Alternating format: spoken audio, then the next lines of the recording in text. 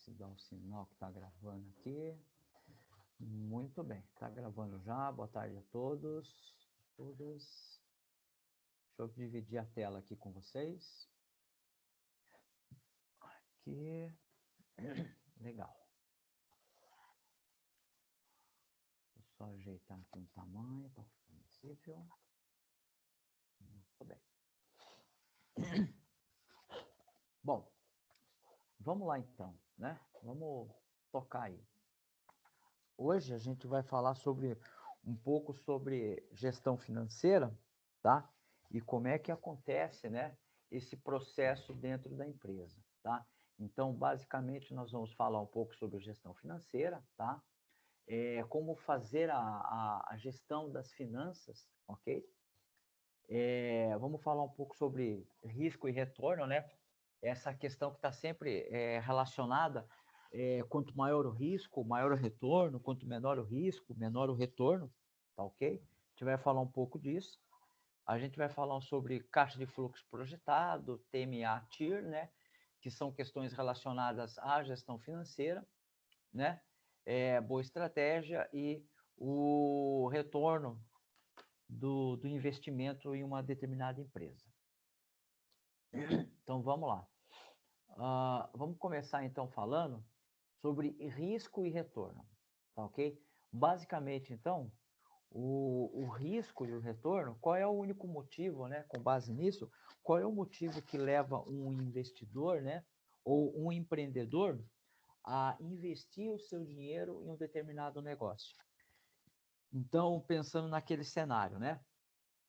Que a pessoa juntou dinheiro ou de repente ela recebeu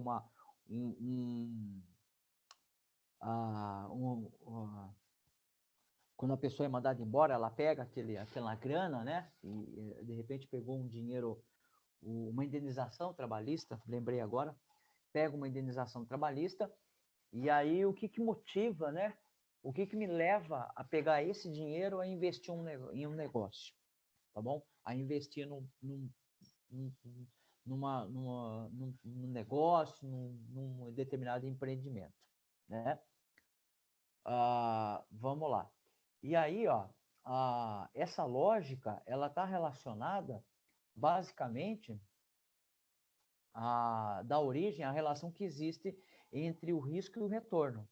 Então, essa relação entre risco e retorno, tá? Essa relação entre risco e retorno, ela sempre existiu e ela sempre vai continuar existindo. Então, de novo, voltando àquela pergunta inicial aqui, né?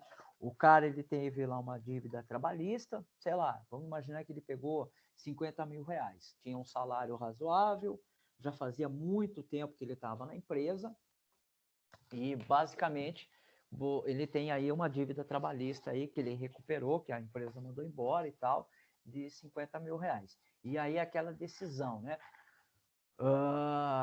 Eu vou investir isso? Então, a pergunta é, legal, se eu investir isso, qual vai ser o retorno que eu vou ter disso do mercado? Ok? Então, em quanto tempo, né? Em quanto tempo? E qual a chance de eu obter um retorno positivo e qual a chance de eu ter de eu quebrar, né? De eu perder esse dinheiro, tá? Então, é muito comum nós fugirmos sempre é normal que a pessoa sempre foge dos riscos, né? Corre o risco de ter baixas rentabilidades para sempre. Então, sempre quando a gente toma como, vamos dizer assim, de certa forma, medo desse investimento, desse correr risco, a gente sempre vai ficar alheio aos possíveis benefícios e os prêmios que isso ocorre. Então,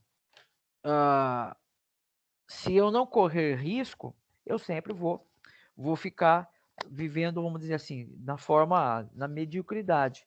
Então, se eu não, de repente, eu recebi o convite para mudar de empresa, o salário não é assim lá grande coisa, mas de repente a oportunidade de conhecimento, de prospecção de novos conhecimentos nessa nova atividade, ela parece ser mais interessante. Mas se eu fico com medo de buscar um emprego novo, eu fico com medo de buscar uma colocação mais elevada dentro da própria empresa que eu trabalho, eu estou sempre correndo o risco de nunca ter uma melhora significativa. O mesmo raciocínio ele é proporcional quando nós falamos de investimento. Então, se eu pego esses 50 mil que a gente deu aqui como exemplo, e eu não aplico esse dinheiro ou eu não invisto em alguma coisa, eu vou correr o risco de esse dinheiro se acabar e eu não ter nada lá no final, tá ok? Então, uma ideia é a gente começar a pensar nas avaliações de como eu posso perder esse dinheiro, mas também como eu posso ganhar. Ou melhor, modificar esse dinheiro, dar uma capitalização para ele. Então, vamos pensar nesse cenário hipotético aqui, né? A gente tem um capital de 50 mil reais, que pode ter vindo de uma rescisão trabalhista, certo? Por exemplo. E aí, nós chegamos no dilema, né?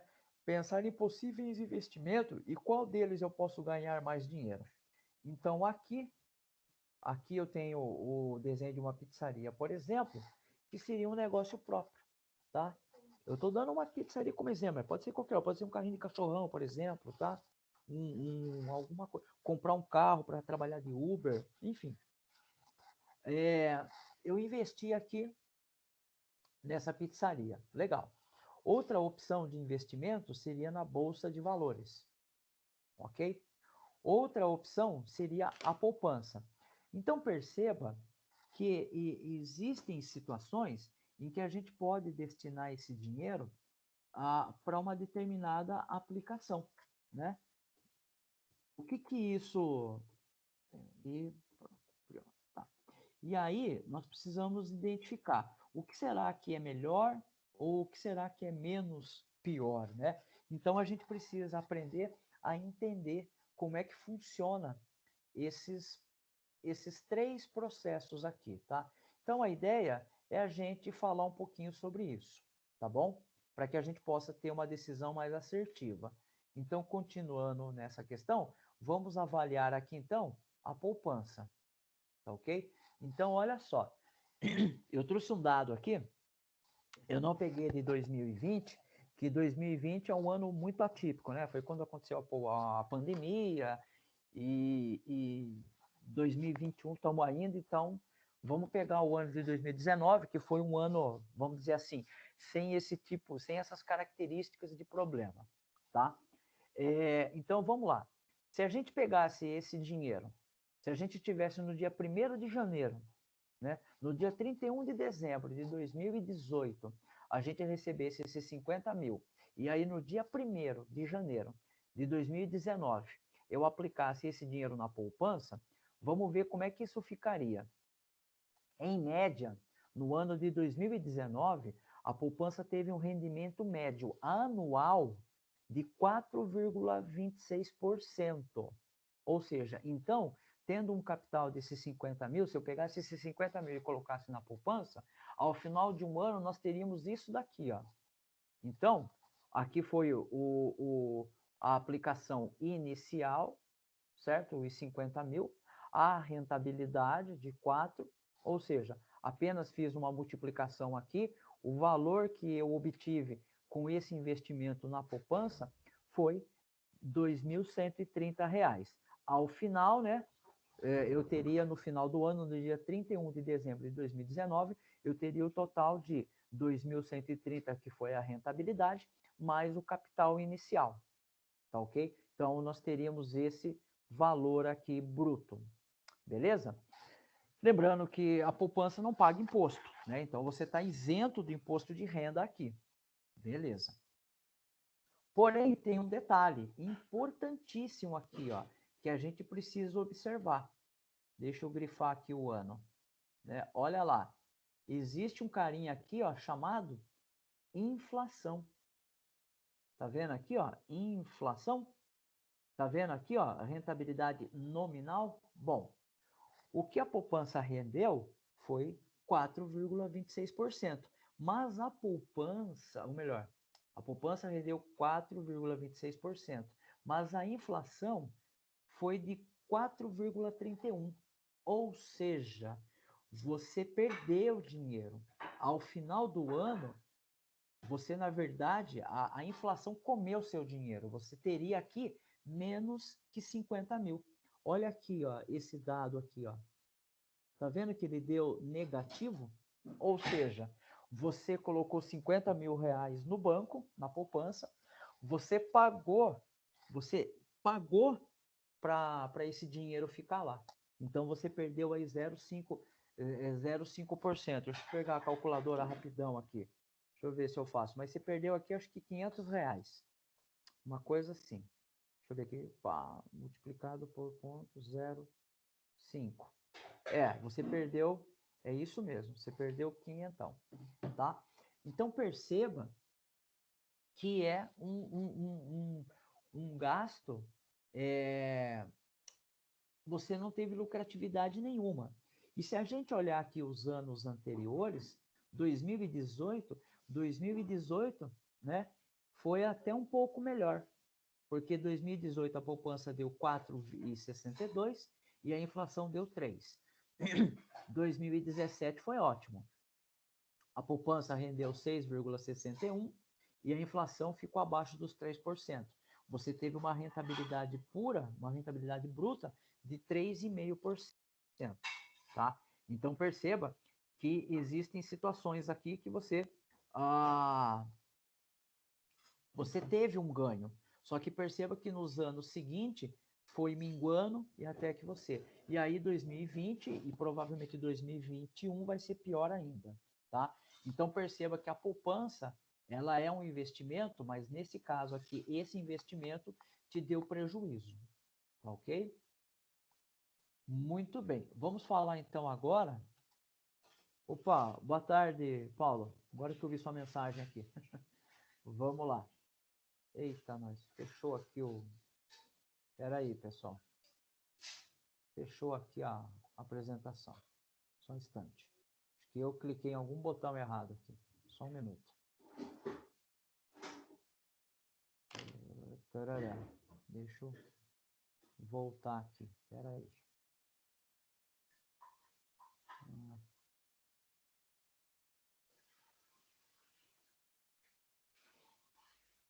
Tá. Deixa eu voltar aqui. 80. Vou voltar lá. Deixa eu voltar aqui. Muito bem. Legal. Vamos falar então agora da Bolsa de Valores, né? Vamos falar então, se eu pegasse, a ideia aqui é o seguinte, eu peguei esses mesmos 50 mil reais e apliquei na Bolsa de Valores. Apliquei lá através de ações. Ah, professor, mas tem ações que você ganha e perde. Sim, é verdade, tá? Existe o risco, lembre-se, quanto maior o risco, se der positivo, maior o ganho. Quanto menor o risco, menor o ganho, tá? A bolsa de valores é uma grande aposta, mas ela não é uma aposta às cegas, não é uma aposta, vamos dizer assim, tola, é uma aposta de certa forma inteligente. Você precisa apenas descobrir como é que você quer atuar nesse mercado, tá? A gente pode até falar um pouquinho mais disso, mas o fato é que quando a gente olha o ano de 2019, o rendimento médio da Bolsa de Valores, em média, foi 31% ao ano, muito acima da poupança. A poupança deu 4,26%, deu 31% em média. Teve ações que deram mais que 30%, teve ações que deram menos que 30%. Então, você quando compra ações, você monta o que a gente chama de uma carteira de ativos, e esses ativos eles vão se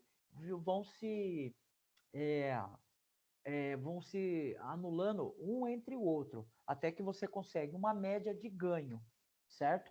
Mas o fato é que em média, deu 31% de ganho ao ano o índice Bovespa. Muito bem. Se a gente pegar, então, o mesmo capital aqui, a coisa já muda um pouco de figura. Olha como é expressiva a diferença. Na poupança, deu 2.130. Se esse dinheiro fosse aplicado na Bolsa de Valores, ele daria uma rentabilidade de 15.500. É absurdo, é muito expressivo perto da Bolsa de Valores. E mesmo que nós ficássemos numa questão aqui bem conservadora de 10%, nós teríamos 5 mil ainda. Se fosse 10%, nós teríamos uma rentabilidade de 5 mil, ok? Então, perceba que daria facilmente aqui para fazer uma remuneração de R$ 500 por mês, tá? Faltaria mais R$ 1.000 aqui para completar 12 meses, mas daria 10 parcelas de 500. Então, perceba que é muito expressivo. E aí, quando a gente olha, né, a gente percebe aqui, eu não achei os índices da Bolsa de Valores nos anos anteriores, mas ela não foge muito a esse perfil aqui de rentabilidade, tá? Aqui esse daqui é da poupança ainda. Então, olhe, quando a gente compara com a Bolsa, com a poupança, é de lavada, né? Não tem nem comparação, tá? E aí tem um outro detalhe que é muito importante, que é a questão do negócio próprio. O negócio próprio, ele já foge um pouco dessas variáveis anteriores. O negócio próprio é a única forma que você consegue ter ganhos além da Bolsa de Valores. Por quê? Porque parte do princípio que todo investimento em negócio próprio, ele tem que render no mínimo 50%. Existe algum ativo na bolsa que dá mais que 50%? Não, é impossível. Isso não existe, tá? O máximo que você pode chegar lá, você pode ter um rendimento aí de 35%, e esse 31% da bolsa é porque foi recorde, tá? Foi recorde. Em média fica 25%, 30%, não passa, não chega a 35%, ok? Então, se você quiser ter ganhos maiores que a bolsa de valor, você tem que investir no próprio negócio seu, tá? Então, não sei se vocês já ouviram falar que o comerciante, ele sempre coloca 100% em cima do produto que ele vende, certo? Então, aqui eu estou colocando só 50%, entendeu? Então, olha só, em um ano, esse negócio aqui, esses 50 mil aplicado no negócio, eles renderiam R$ 25.000, certo? Ou seja, a rentabilidade é muito maior, tá? Então, a única forma de se ganhar... Então, se a gente pudesse ranquear o grau de investimento, a gente tem o menos complexo, o menos trabalhoso, o mais seguro, moderado, né? É a poupança. Poupança é muito fácil. Você vai lá, abre uma poupança no banco, coloca um dinheiro lá todo mês ou de uma vez só e esquece o dinheiro lá e ponto final. Aquilo vai virando um montante, tá ok? Vai ter dias que aquilo vai render dinheiro e tem tempos que aquilo não vai render nada, certo? Muito bem. Saindo da poupança, indo para um investimento um pouco mais rentável, você vai encontrar a Bolsa de Valores, né? Aí, qualquer coisa acima disso, aí é negócio próprio. Aí é você montar o seu próprio negócio para você trabalhar nele. Então, ó, essa questão aqui de risco e retorno, a gente já fez aqui um exercício aqui para entender o risco e retorno. Mas lembrando que na bolsa de valores você pode perder dinheiro, tá? Assim como eu mostrei para vocês que na poupança também perdeu dinheiro. Mas perceba que na poupança eu perdi menos. Na bolsa de valores eu poderia perder mais, ok? E no negócio eu também posso perder mais ainda, certo? Então, meu negócio, eu investi 50 mil no negócio e o negócio não pode dar certo. E eu agora não tenho mais nada, certo? Posso até correr o risco de ficar o inverso. Eu agora ter dívidas que antes não tinha, certo? Então, ó, uma outra coisa interessante é que investir em títulos da dívida do governo são os mais seguros do Brasil. Então, se você não quer ficar na poupança, porque a poupança não dá muita coisa, mas também você não quer correr o risco da Bolsa de Valores, você tem o que a gente chama do Tesouro Direto, tá? O Tesouro Direto, ele é possível você começar aplicações com ele de até acho que R$ 30, uma coisa assim. Eu vou acessar aqui para a gente dar uma olhada rapidinho no Tesouro Direto. Mas, basicamente, o Tesouro Direto, o que é o Tesouro Direto? O Tesouro Direto são dívidas públicas, ou seja, são dívidas que o governo precisa pagar e ele não tem esse dinheiro agora, então ele cria um título do Tesouro Direto e ele vende. E a gente compra esse dinheiro, esse título com a promessa de depois, daqui a um tempo, ele devolver o dinheiro para a gente corrigido. Mas como assim essas dívidas, Flávio? Bom, essas dívidas são simples. Às vezes não são nem dívidas existentes, são dívidas que ele está querendo criar.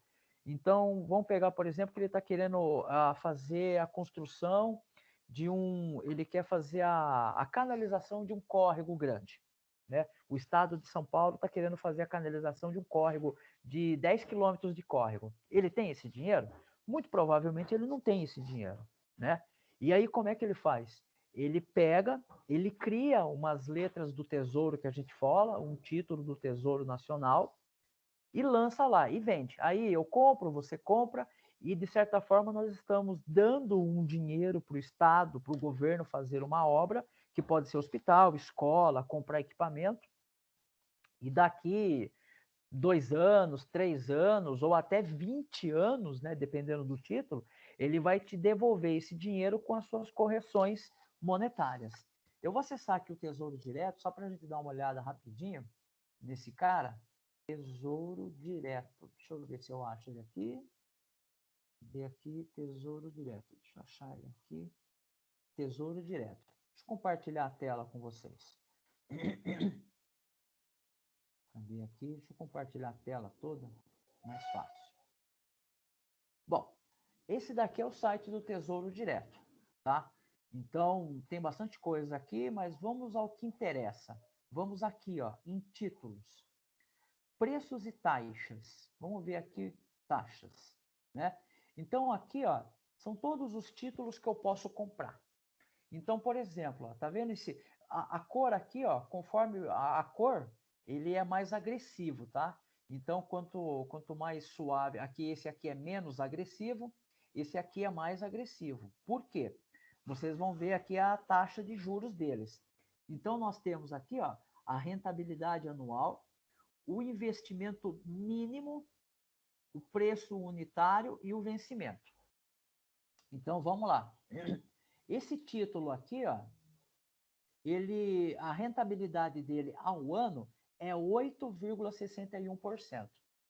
Isso quer dizer que o investimento mínimo, eu posso comprar uma fração dele. Então, eu posso comprar, eu preciso ter 35 reais. Então, com 35 reais, eu compro um título da dívida pública. Mas quando que eu vou poder resgatar esse dinheiro? 1º de janeiro de 2026. Tá? Então, professor, mas eu posso pegar esse dinheiro antes? Eu posso. Só que daí você vai pagar, o dinheiro vai vir sem investimento e muitas vezes você tem que pagar algumas taxas.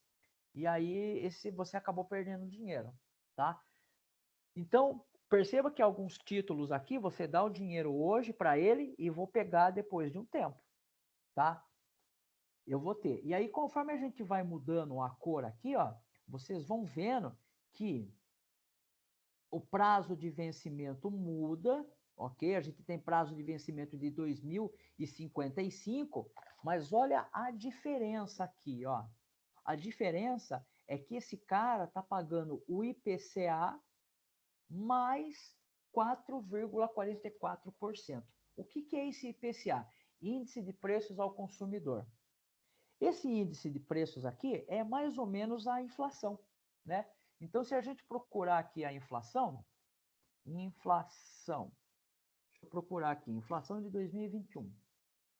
Ó, a inflação, eles estão dizendo que a inflação hoje está 3,75. Então, se esse título vencesse hoje, ele pagaria para a gente praticamente 7, 8% e alguma coisa. Só que quando a gente olha média de inflação Brasil, não sei se a gente vai conseguir achar um gráfico aqui, né? Aqui, ó. Olha a média de inflação. A média de inflação, ela é sempre variável, ok? Ela é sempre variável. tá? Então, ele está dizendo que eu vou ter um rendimento fixo. Eu estou aqui ganhando um fixo e um variável, tá ok? E isso depende, tá? Tem títulos que são atrelados à Selic, que é a taxa de juros, né? E por aí vai. Mas o fato é que é legal esse título aqui, porque você está dando dinheiro para o governo. Então, por exemplo, ele tem até uma calculadora inicial aqui, né? Ele colocou 20 mil aqui, ó, e deixou 20 anos parado. Né? Ah, professor, eu não tenho tempo 20 anos. Vamos colocar aqui, sei lá, 5 anos. Ah lá. Você pode perceber que para o Tesouro Direto, o tempo, ele paga mais pelo seu dinheiro quanto mais tempo você deixar lá. Se você deixar aqui, ó, 1 ano, praticamente ele dá pouquinho. Mas se você aumenta, ó, você vem aumentando aqui o tempo, ó, olha só, praticamente ele aqui acho que não tem títulos, tá? Aqui não deve ter título de 30 anos. Mas olha só, quase dobra, né? Quase dobra em relação à poupança, certo? E aí você pode depois brincar com um monte de coisinhas aqui, tá bom? Beleza? Então, vamos voltar lá para o slide. Com base nisso, então, o legal do Tesouro Direto é que você não está comprando de uma empresa, está comprando do governo, né? Você tá investindo você está investindo no próprio país. Isso é muito legal, porque você não está dando dinheiro para uma empresa ou para uma empresa multinacional e tal. Você está dando dinheiro, você não está dando, você está emprestando dinheiro, né? Para alguém que vai realmente fazer a diferença, ok? Com base nisso, a gente precisa então aprender a projetar o dinheiro no tempo, tá? E o nome disso se chama fluxo de caixa projetado. O fluxo de caixa projetado é pegar aqueles 50 mil, partindo do princípio que eu vou investir na minha empresa, no meu negócio, eu vou colocar então, olha, eu vou fazer um aporte de 50 mil reais hoje, vou ter essa ou aquela despesa, e aí com base nessas despesas, eu vou é, eu vou projetar os impactos que vão acontecer. Então eu tenho que comprar, vamos dar um exemplo, eu tenho que comprar um carrinho de cachorrão quente. Legal. Então eu vou comprar um carrinho de cachorrão quente. Então eu primeiro preciso comprar o carrinho, né? Então, sei lá, quanto custa o carrinho? 5, 7 mil reais. Então eu já não tenho 50 mil mais, tenho 43, se for 7 mil. Preciso comprar pão, preciso comprar salsicha, preciso comprar molho, preciso comprar batata palha, preciso comprar um, um avental para mim, e por aí vai. Então, eu vou começar a fazer esses investimentos, ok? E eu preciso colocar uma planilha de Excel os valores. Então, basicamente, eu vou criando o que a gente chama de cenários otimista, pessimista e um cenário moderado. E eu vou vendo qual é o comportamento, tá? Eu vou criando o que a gente chama de fluxo de caixa projetado. Então, no primeiro mês, eu imagino que eu vou gastar com isso. No segundo mês, eu vou gastar com isso. No terceiro mês, eu vou gastar com isso e assim por diante, tá? Com base nisso, a gente começa a ver, existem algumas técnicas para a gente medir esse retorno de uma forma um pouco mais com qualidade. Existem as chamadas TMA e TIR, né? E o que é uma coisa e o que é outra, Flávio? Vamos lá, devagarzinho. O que é a TMA? A TMA é a taxa mínima de atratividade. Isso quer dizer o seguinte, olha, eu vou colocar 50 mil reais aqui. Perceba que na poupança vai render 4,20%. Não sei, estou pegando o ano de 2019 como referência. Na Bolsa de Valores, eu vou ter uma média, a gente pensou aqui na média até de 10%. Então, eu vou ter 5 mil reais. Bom, o que me motiva pegar esses 50 mil, colocar nesse negócio e não colocar na Bolsa de Valores que vai me dar 5 mil reais? Bom, automaticamente, a taxa mínima de atratividade, a TMA, tem que ser no mínimo R$ 5.000,01, porque eu vou ganhar ainda 1 centavo a mais do que na Bolsa de Valores. Porque se for dar menos que isso, eu coloco na Bolsa de Valores. Fico sentado no sofá em casa assistindo Netflix e o dinheiro que vai lá trabalhando para mim, tá? Então, tenha isso em mente. Muito bem. É o prêmio pelo retorno, né? Ou seja, você vai ter um prêmio pelo risco e você tem aqui a TIR, que é a taxa interna de retorno, que é uma medida relativa, né? De quanto rende um projeto de investimento considerando o mesmo período. Então, eu tenho a TIR, que vai me dar, olha, o mínimo de ganho que você vai ter é esse. Porém, o retorno interno desse negócio, desse investimento, é medido pela TIR. E aí eu avalio ou se a TIR ou a TMA. O fato é que, independente de uma e de outra, eu vou sempre optar pelaquilo que me é mais vantajoso, certo? Parará, não vou entrar nessa planilha aí, que se fosse presencial dava para a gente fazer um negócio legal. Bom, mas como é que a gente então, Flávio, como é que a gente então identifica uma boa proposta? Bom, a boa proposta, vou tirar esse espaço aqui, ficou feio. A boa proposta, a gente pode medir ela, inclusive, com esse ROIC aqui, ó. O que é esse ROIC? Retorno sobre o capital investido. Isso quer dizer que quanto maior o ROIC, mais dinheiro a empresa vai ter. Então, deixa eu pegar um exemplo aqui. Deixa eu pegar aqui lá na Bolsa de Valores de novo. Deixa eu pegar aqui, sei lá, deixa eu ver aqui. CEMIG 4. Deixa eu pegar aqui uma ação de uma empresa. A CEMIG 4. CEMIG 4. Exibir. A CEMIG, ela é uma empresa pública, certo? Quem que é a CEMIG? A CEMIG é uma companhia elétrica. Tá ok? Desculpa, eu falei errado. Olha o ROIC aqui, ó. Isso daqui, esse ROIC dessa empresa, quer dizer que a capacidade dela de gerar dinheiro é de 10,9%. Vamos pegar o banco Itaú. Vamos pegar aqui o Itaúsa 3. Vamos ver o Itaú. O banco aqui tem que ser outra. Espera aí, Flávio. Brasil, ali é outra. É que ali é outro segmento. CRO.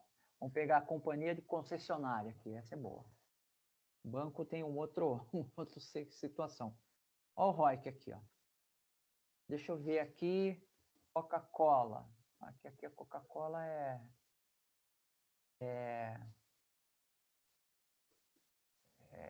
Ambev. Deixa eu ver aqui a Ambev. Errado. Ambev aqui. Isso. Vamos ver o quanto que é a Ambev. Olha lá. A Ambev, ó. 15. Ok? Tem empresas que são menores, né? Deixa eu pegar uma outra aqui. Deixa eu ver, acho que o Magazine Luiza. Magazine Luiza aqui. Vamos ver o Magazine Luiza. Olha lá. Mas mesmo assim, ó, continua sendo acima da poupança. Mas nós estamos falando de uma ação, ok? Estamos falando de uma empresa. Quando você começa a comprar uma, duas, aí você faz a multiplicação disso, tá? Então, por exemplo, alguns exemplos de ROIC alto, né? Empresas relacionadas à bebida. A gente viu ali a Ambev, por exemplo. Por quê? Porque é muito barato fazer bebida e fazer refrigerante. Basicamente, o que tem nesses produtos? Água, gás e açúcar. Tá? São produtos primários e são produtos muito baratos. Diferente, por exemplo, quando você pensa em montar um carro. O carro tem peças muito complexas, é muita peça industrializada.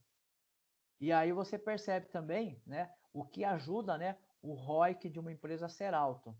a participação dela no mercado. Então, por exemplo, a Coca-Cola aqui, está um pouco desatualizado isso, mas a Coca-Cola ela tem 61% do mercado nacional, ou seja, ela vende muito, muito mesmo, né? A Ambev, com aqueles 15% lá, só tem 20%, né? Por aí você vai. Bom, era isso, pessoal. Deixa eu voltar aqui. Tudo bem aí? Tranquilo em relação a essa primeira parte da nossa aula aí? Tudo bem? Então vamos fazer o seguinte, eu vou encerrar aqui a aula então, eu vejo vocês aqui daqui uns 10, 15 minutos, vamos colocar 14h45, 14h45 lá na sala de empreendedorismo. Tudo bem?